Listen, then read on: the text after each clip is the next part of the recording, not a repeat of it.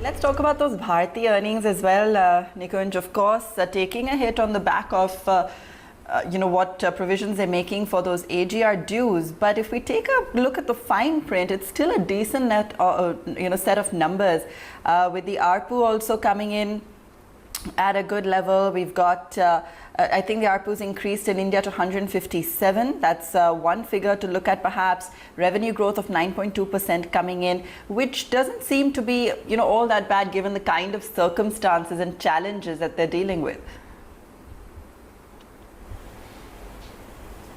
No, so Abha, you cannot look at the quarter gone by for Bharti in terms of anything exceptional. You're right, the number to monitor is that, is India consuming more data?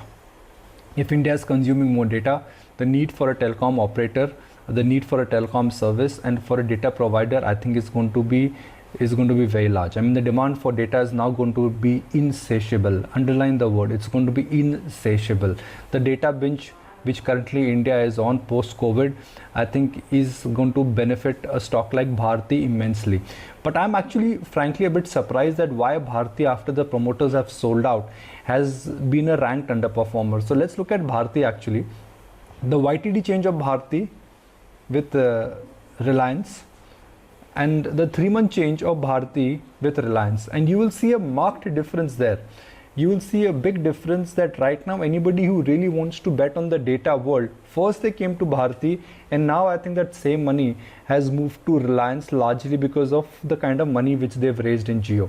So for me, in the short term, medium term, apart from looking at the numbers, the monitorable would really here be that will Reliance become the first port of call for anybody who wants to bet on telecom stroke the digital business?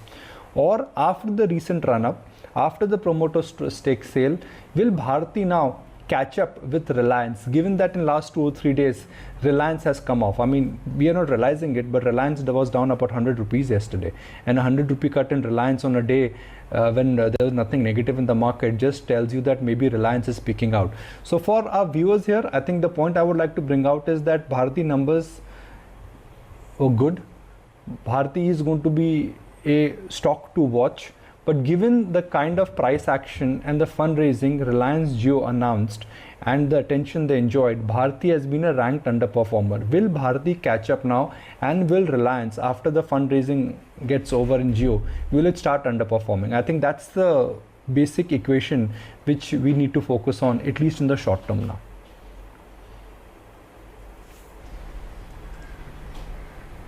Okay, yes indeed. And speaking of Reliance Industries, there's lots of news as well that's keeping the stock active in today's trading session.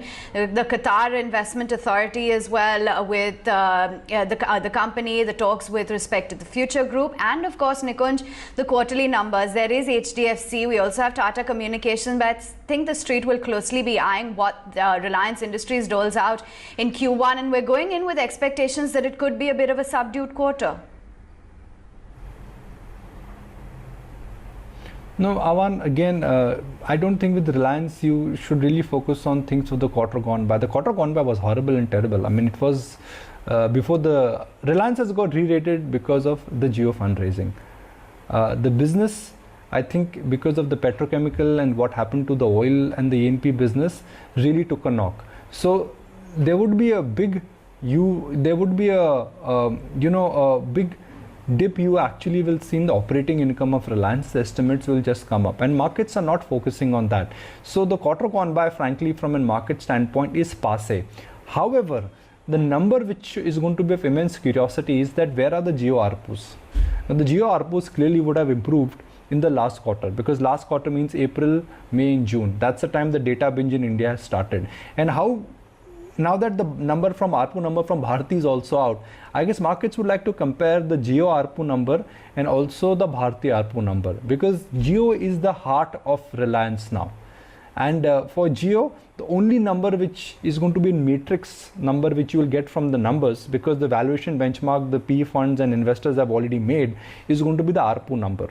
How much money are they making per customer, and directionally where is that headed? So if you frankly want to, if you frankly ask me that what is the number I would like to monitor with a magnifying glass, or maybe with a double magnifying glass with my thick glasses, well, it's going to be the ARPU number for Jio.